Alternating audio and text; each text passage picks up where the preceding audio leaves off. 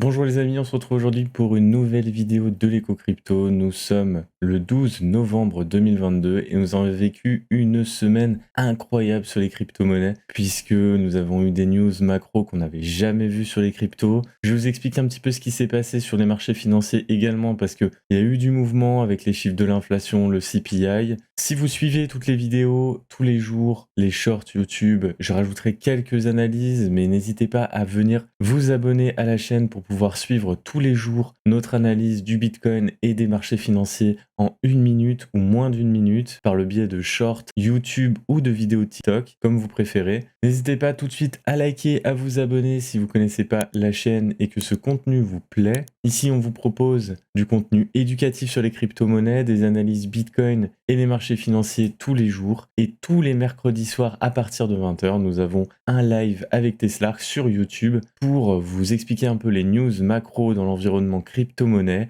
les nouveaux projets, qu'est-ce qui se passe actuellement, les réunions de crise bien entendu comme cette semaine. Et vous pouvez poser toutes vos questions sur ce live, mais également vous pouvez poser toutes vos questions sur le Discord communautaire, donc n'hésitez pas à venir nous rejoindre. Tous les liens sont en description. Je vous invite également à aller voir nos partenaires et si vous n'avez pas encore de clé Ledger, n'hésitez pas à cliquer sur le lien en dessous de la description pour avoir votre premier cold wallet qui vous servira forcément. Alors au sommaire du jour, on va parler macroéconomie, analyse financière du S&P 500, du dollar et des obligations. On va parler également du CAC 40, de BTC, de TH et l'alcoin du jour sera le FTT puisque c'est celui qui a retracé le plus cette semaine. Allez, on commence tout de suite avec la partie macroéconomique. Alors, ce qu'il faut qu'on retienne sur la semaine, c'est 3 choses en termes de macroéconomie. La première chose, c'est FTX, la plateforme de Sam Bankman-Fried, la deuxième plus grosse plateforme d'échange de crypto derrière Binance. On peut la mettre au même niveau que Coinbase, mais c'était la plus grosse plateforme de trading majoritairement. Beaucoup d'institutionnels étaient sur cette plateforme. On sait qu'il y avait des investisseurs comme BlackRock qui étaient au capital de la société et on s'est aperçu que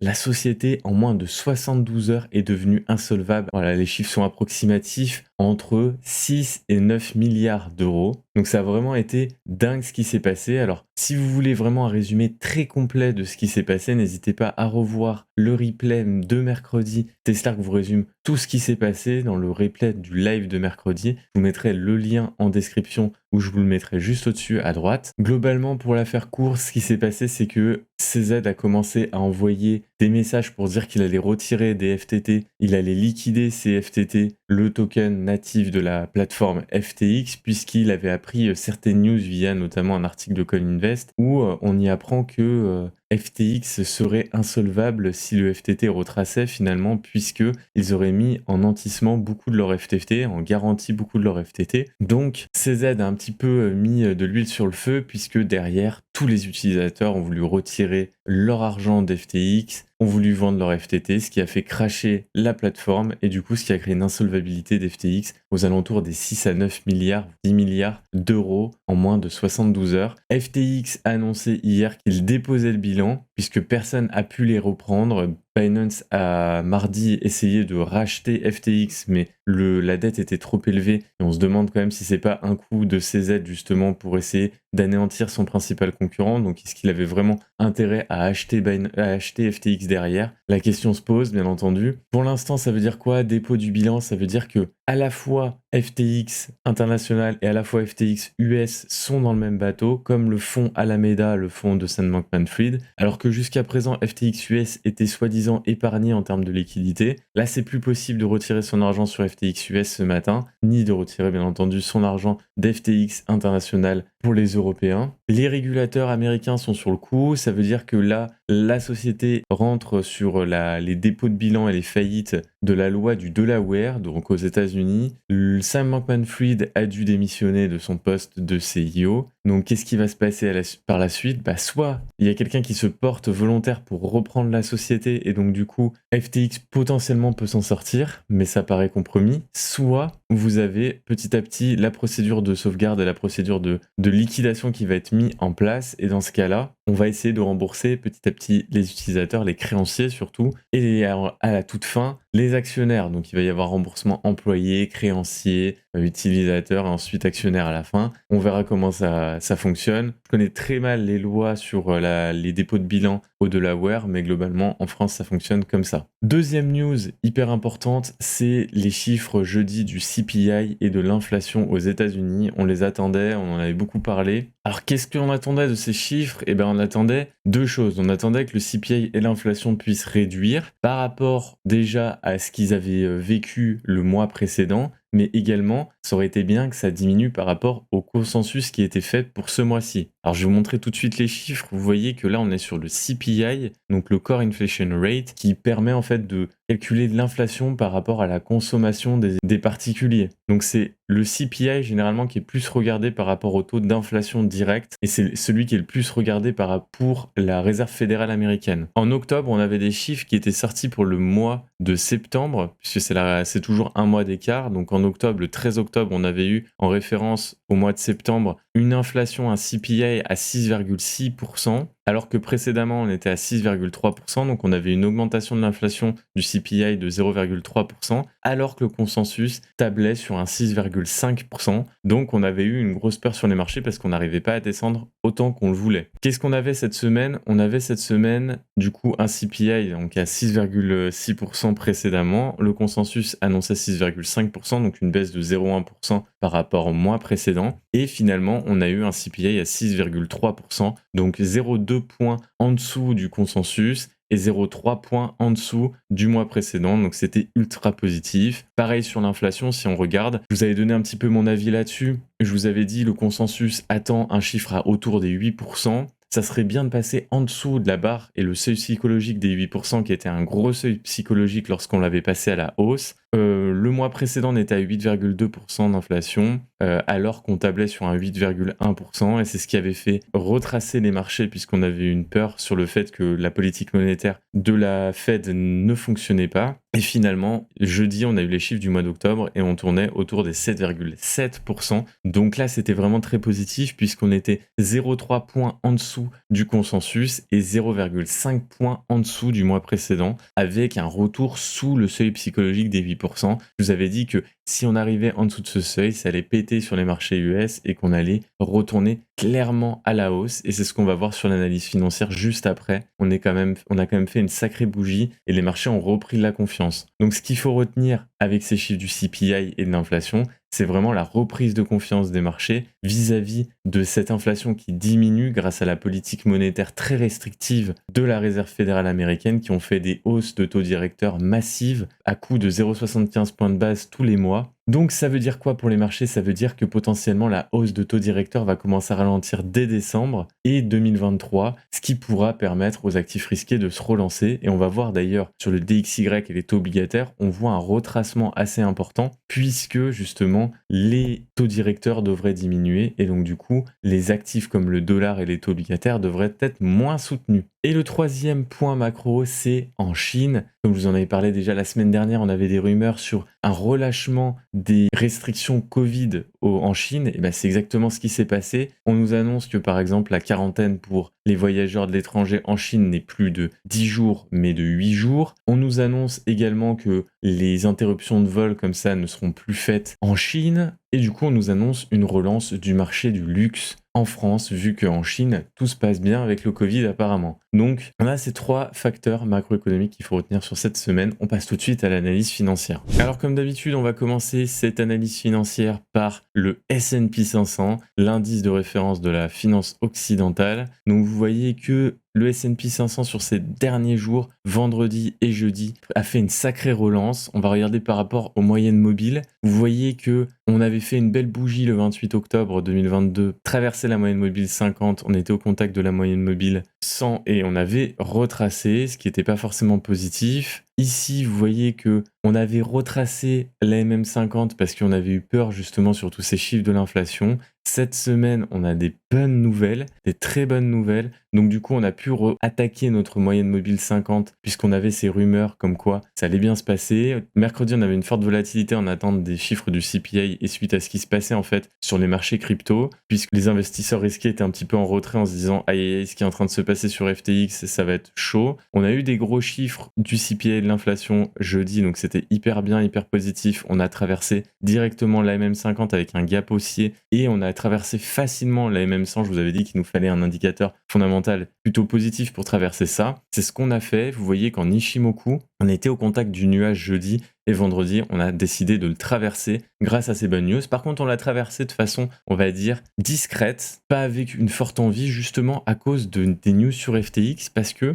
les investisseurs ont un petit peu peur de qui avait investi dans FTX, qui avait des fonds sur FTX, puisque les fonds sont maintenant bloqués. Et je pense que de plus en plus d'entreprises vont annoncer qu'elles avaient des fonds sur FTX et qu'elles pourront jamais les récupérer potentiellement. Et donc, les investisseurs sur les actifs risqués en ce moment et sur les entreprises ont un petit peu peur de ça, et c'est pour ça qu'on n'a pas une hausse si flagrante que ce que je vous avais annoncé si les chiffres du CPI étaient comme ils sont actuellement. Donc attention quand même sur les marchés vis-à-vis de ce qui est en train de se passer sur les cryptos et vis-à-vis de ce qui pourrait impacter les autres entreprises qui n'étaient pas forcément dans le domaine des cryptos mais qui avaient investi dans cette plateforme ou dans le domaine des cryptos. Vous voyez que le S&P 500, sa prochaine résistance est à 4080 actuellement, c'est la moyenne mobile 200 qui nous avait fait défaut lors de la journée du 16 août 2022. À la suite de ce contact et de cette résistance de la MM50 le 16 août 2022, le marché avait retracé en quelques semaines à 20%. Donc ça sera très important de traverser avec envie cette moyenne mobile 200. Il ne faudrait pas qu'il y ait une mauvaise news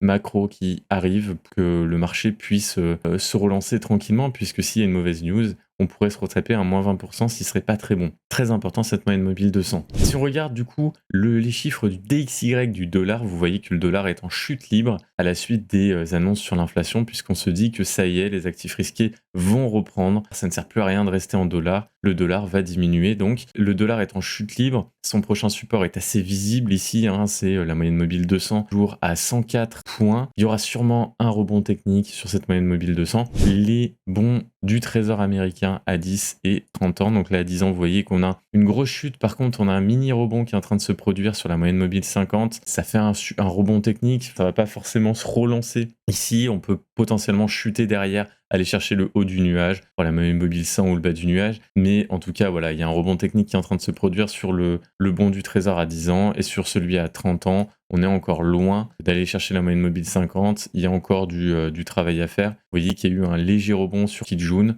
On a essayé de rechercher la Kijun. Kijun a fait la résistance. Et là, on est en train de nouveau chuter sur les bons du trésor à 30 ans. C'est positif pour les marchés risqués, hein, je le rappelle, vu que c'est le marché obligataire ici. Si on regarde le CAC 40 maintenant, le CAC 40 marque un petit arrêt par rapport à toute la semaine qu'il a fait. Donc, il marque un petit arrêt ce vendredi. Alors, pourquoi il marque un arrêt? Puisque c'était notre résistance de la moyenne mobile 200 à l'époque, le 17 août 2022. Vous la voyez ici. Ça nous avait marqué un petit arrêt. Donc là, on est en train de faire le même arrêt. Vous voyez que la lagging span s'arrête quasiment au même endroit et que le cours a clôturé quasiment au même endroit et a méché juste au-dessus. Donc, il nous faudra de l'envie la semaine prochaine sur le CAC 40 pour pouvoir passer cette résistance qui est vraiment une des dernières résistances, hein. Le CAC 40 qui a passé sa moyenne mobile 200, donc moyenne mobile 200 période passée, c'est hyper important. Normalement, c'est qu'on est en train de sortir de ce bear market qui affecte tous les marchés actuellement. Donc très positif sur le CAC 40 qui en weekly, vous le voyez, est en train de passer son nuage d'Ishimoku également ici en tant que résistance, mais qui servira à l'avenir de support. Donc très positif sur le CAC 40 qui a repris toutes ses moyennes mobiles, que ce soit en daily ou en weekly. Très positif. Allez, maintenant les amis, on passe au marché des cryptos et on commence tout de suite par BTC. BTC qui a vécu une de ses pires semaines historiques, on va dire, non pas par la descente qu'il a fait, mais par les niveaux qu'il a touchés finalement, puisque c'est des niveaux bien en dessous de son ancien ATH. C'était jamais arrivé. Si vous regardez le chart de l'arc-en-ciel sur Bitcoin, on voit bien que Bitcoin est en grosse difficulté. Ici, Bitcoin a lâché bien entendu tous ses supports suite à ces news, hein. On a lâché la moyenne mobile 100, on a lâché notre trendline ici qui datait du 21 septembre 2022, on a lâché la moyenne mobile 50, on a lâché la Kijun, on a lâché la Tenkan. Il n'y a plus de support technique, il n'y a plus de raison techniquement finalement à cette descente. Alors où est-ce qu'on a retracé? On a retracé au 15 152 dans un short YouTube. Je vous avais expliqué que j'avais trouvé potentiellement une raison technique à ça. C'était un des retracements à 0,786 de Fibonacci en prenant vraiment un des derniers bottoms et une des dernières hausses de ce bull run, mais c'était vraiment pas, je trouve, pertinent. Donc c'est pour ça que je vous en ai pas parlé beaucoup, parce que vraiment ces niveaux, en fait, on sait pas pourquoi on s'arrête là, c'est qu'il y avait un niveau de liquidité à aller chercher ici, mais pour l'instant, Bitcoin n'est pas sorti d'affaire du tout. On sait que on avait ce range qu'on travaille de l'ancien ATH, donc aux alentours des 17 444 et 16 519. Pourquoi on avait ce range? Tout simplement parce que c'était les ranges de clôture en journalier, et on sait que le prochain niveau, c'est l'ATH du 25 juin 2019 ici. Donc bon, il faut qu'on essaie de maintenir le cours actuellement sur BTC, sinon on ira chercher ces niveaux des 13 834. Il y a un bon indicateur pour vous dire où va s'arrêter Bitcoin, et je pense que c'est l'indicateur le plus pertinent à l'heure actuelle, parce que honnêtement, j'en vois pas beaucoup, là il n'y a rien, il n'y a pas grand chose à dire. Peut-être il y en a qui vous diront qu'ils avaient vu la chute parce que c'était des génies, mais je suis désolé, je vois énormément de personnes qui disent que la technique donne une indication au marché, mais la technique n'en savait rien de ce qui s'est passé sur FTX actuellement. Sinon, je vous assure que BlackRock serait plus investisseur dans FTX avant la chute. Donc c'est faux, c'est la macro là qui a joué avant même la technique, et la technique ne vient que confirmer ensuite la macro. Ici, en termes techniques, ce que je peux voir, c'est le BTC ATH drawdown. Donc je vais vous montrer en weekly. Il est plutôt intéressant. Je vais enlever tout ce qui est moyenne mobile et Ishimoku. Il est plutôt intéressant puisque en fait cet indicateur nous permet finalement de voir le retracement de Bitcoin depuis son ATH. Donc retracement de Bitcoin depuis son ATH, vous voyez qu'en 2011, on avait retracé aux alentours des 94%. En 2018, on avait fait des touchettes aux alentours des 82%. Et vous voyez qu'ici, si on trace cette trendline qui est assez propre, hein, 2018 83, 84% et 2011 94%, on se retrouve à un BTC à un prix aujourd'hui, par exemple, cette semaine, aux alentours des 79%. 78% en fonction de là où on sera dans la temporalité. Alors certes, on peut se relancer avant. Si on traverse cette trendline, ça serait vraiment casser une tendance qui existe depuis 10 ans. Si on vient sur cette trendline, c'est 79%, le pire. Donc c'est aux alentours des 14 400 dollars sur BTC. Donc vous voyez qu'on retrouve les niveaux des 14 000. Moi, je pense que ce niveau des 14 000 sera le meilleur rebond sur BTC. Donc si on s'arrête avant, c'est 14 500 avec cet indicateur du BTC ATH Drawdown. Et si on traverse ça, si on traverse les 14 500 en weekly à la clôture, du coup, ça veut dire que cet indicateur n'est pas valable, n'est plus valable, et qu'on est vraiment dans quelque chose de très nouveau sur BTC. Donc, je vous rappelle que cet indicateur, on peut bien entendu faire un bottom moins bas, à l'image par exemple de 2015, ici où on n'était pas allé chercher la trendline. Donc moins 79% par rapport à l'ATH sur BTC, ça nous fait revenir, comme je vous ai dit, à 14 000 dollars, hein, puisque c'est très facile de retracer ici. Vous voyez, je prends l'ATH, je diminue jusqu'à 79%, et on se retrouve aux alentours des 14 482. Donc voilà les amis, ce que je peux vous dire sur BTC, c'est le plus important. Sur ETH, ce qui se passe, c'est en weekly, vous voyez qu'on était sur la moyenne mobile 200 période qu'on avait, qui nous avait maintenu le cours, qui nous avait bien fait remonter. Suite à la news de FTX, vous voyez qu'on a perdu cette moyenne mobile 200 en weekly. C'était une des moyennes mobiles les plus importantes. On avait cette trendline, vous voyez, je l'ai tracée en daily, je ne l'ai pas tracée en weekly. On avait cette trendline qu'on vient de traverser. On reclôture pour l'instant au-dessus de cette trendline. Et vous voyez qu'en weekly, elle est toujours conservée. Si je la décale un petit peu, hein, vous voyez qu'elle sera toujours conservée. Ici, tac, si on la décale comme ça pour la tracer en weekly, elle est toujours conservée. Donc elle est pertinente encore, cette trendline. Je pense qu'il faut qu'on conserve cette trendline. C'est notre seul point de support sur Ethereum, puisque nous avons passé la moyenne mobile 200, nous avons passé... Donc c'est d'ailleurs, ETH était au contact de la moyenne mobile 200, j'ai oublié d'en parler, mais je vous avais indiqué, attention, moyenne mobile 200, la semaine dernière, on est au contact, il nous faut des bonnes news pour avancer, sinon Bitcoin... S'il retrace à cause d'une mauvaise news macro, je ne savais pas du tout qu'FTX allait faire cette news finalement, et ETH chutera également avec Bitcoin, surtout qu'il est au contact de sa moyenne mobile 200 et qu'il fallait de l'envie sur ETH ou sur Bitcoin pour le faire passer cette moyenne mobile 200 qui était la sortie du bear market. Donc vous voyez bien qu'il y a eu un événement technique finalement qui était la moyenne mobile 200, il fallait qu'on la passe avec envie, il fallait une bonne macro, la macro n'était pas là, donc la technique vient confirmer le fait que la macro n'est pas bonne et on a chuté, et c'est pas l'inverse. En Ishimoku, vous allez voir qu'on essaie de travailler encore le bas du nuage ici aujourd'hui. Bon, il faudrait pas qu'on perde le nuage, ça serait bien, ça nous permettrait de nous relancer sur notre trendline, mais c'est vraiment pas positif non plus sur ETH, c'est moins pire que sur Bitcoin. mais c'est pas forcément très positif. Bien entendu, les niveaux à ne pas franchir, ou en tout cas potentiellement à payer sur ETH, c'est en dessous des 1000 $, ce sera des niveaux intéressants. Par contre, ça voudra dire que le marché a perdu une totale confiance et ce n'est pas exclu que ETH aille chercher des niveaux très bas jusqu'aux 290 $. Ce n'est jamais à exclure. Et maintenant, on va faire l'altcoin du jour, qui est l'altcoin qui est le grand perdant de cette semaine, le FTT, le token natif de FTX. Vous voyez, qui a perdu. Alors, combien de sa valeur depuis son ATH? C'est hallucinant, hein. Je pense que c'est quasi 99%, non?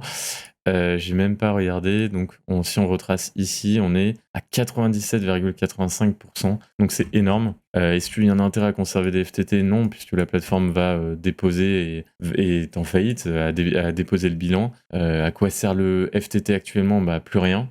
La plateforme à l'heure actuelle où je vous parle s'est fait hacker ce matin. Donc il y a déjà 500 millions de dollars qui seraient fait hacker sur FTX. Je pense que globalement, il faut partir du principe que cet argent, ça va être difficile de retrouver. Il va falloir faire avec. Donc désinstaller votre application FTX et changer votre mot de passe FTX. Moi les amis, ce que je pouvais vous dire, FTX, il n'y a pas grand chose à dire honnêtement sur le FTT.